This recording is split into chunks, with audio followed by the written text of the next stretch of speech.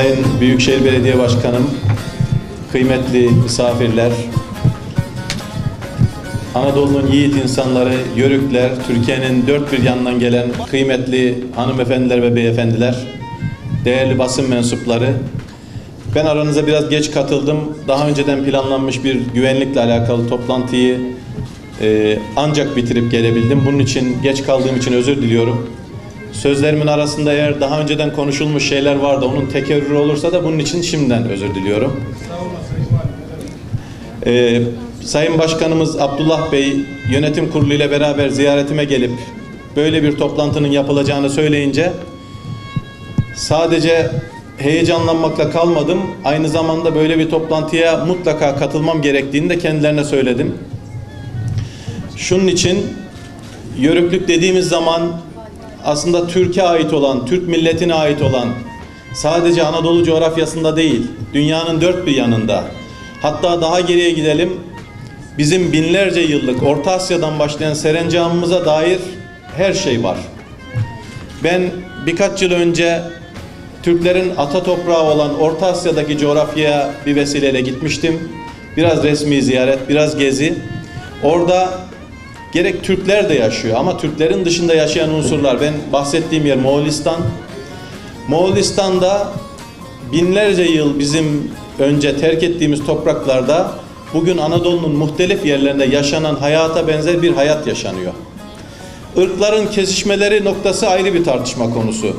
Ama Türklerin ata topraklarında bugün dağlarımızda, yaylalarımızda, Torosların üzerinde mesela yaşanan bir hayatın binlerce yıl öncesi nasıl ise bugün de yaşanıyor olması o topraklarda benim için gerçekten çok ilginçti. Mutlak surette bu konuda araştırma yapanların da o bölgeye gitmelerini ısrarla tavsiye ediyorum.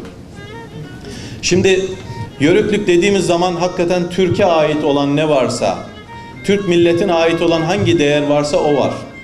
İslamiyet'e dair ne varsa, bizim değerler sistemimiz adına olması gereken ne varsa o var. Fakat Yörüklüğü sadece bir hayat tarzı olarak tarif edip bunun ötesine geçemiyorsak burada da bir eksiklik var demektir. Yörüklük kendisine ait olan değerler sistemiyle bir bütün. Bu değerler sistemi işte biraz önce söylediğim gibi Türklerin geleneklerinde, kültüründe, töresinde olanların yanı sıra İslamiyetle birlikte zenginleşmiş bir inanç ve değerler sistemini ifade ediyor. O yüzden bizim bunu bir kere çok iyi etüt etmemiz gerekiyor.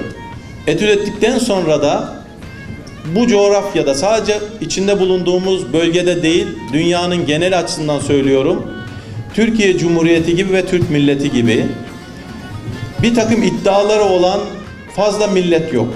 Eğer şu coğrafyada bir şey olacaksa Türk milleti ve Türk devleti buna evet demeden bir şeyin gerçekleşme şansı yok. Bunun farkında olmamız lazım.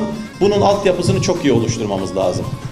Bir diğer husus, bütün bu şeyleri, Yörüklerle alakalı değerlendirme ve mülahazaları bir hamaset meselesi olmanın ötesine, işte Yörük göçü faaliyetleri, Yörük şenlikleri gibi şenlik örneklerinin ötesine taşımamız lazım.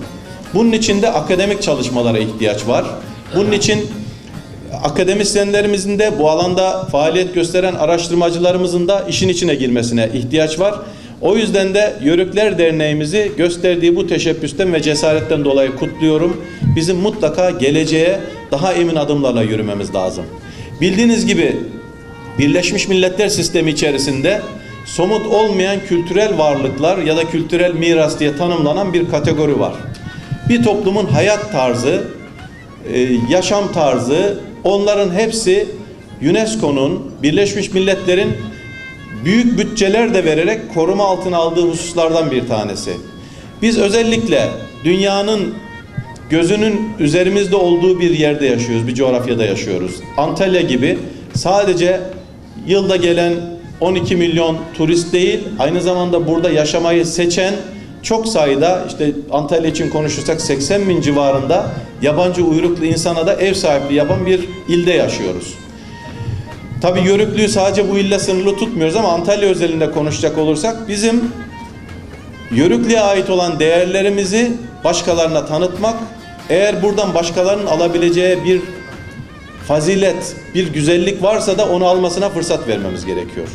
O yüzden bu tür çalışmalar çok önemli. Aynı zamanda madem alternatif turizm arayışları içerisindeyiz, madem ki Rusya ile olan krizimiz bizi farklı arayışlara da yönlendiriyor, işte size hazır kaynak.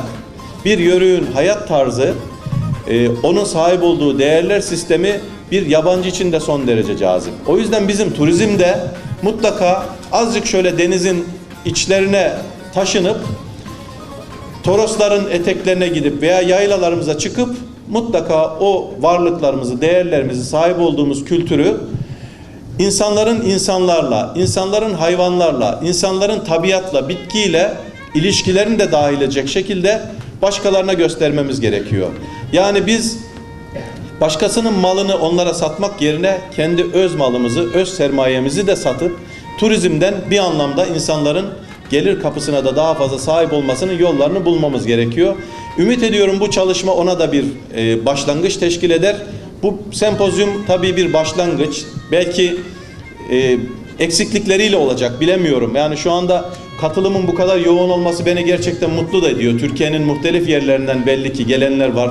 İnşallah bunu daha uluslararası boyutunu geliştirecek tarzda gelecek yıllarda bizlerin de bir desteği olursa, ilgili kuruluşlarımızın, belediyelerimizin katkısı olursa şüphesiz onlar da bu katkıyı verecekler.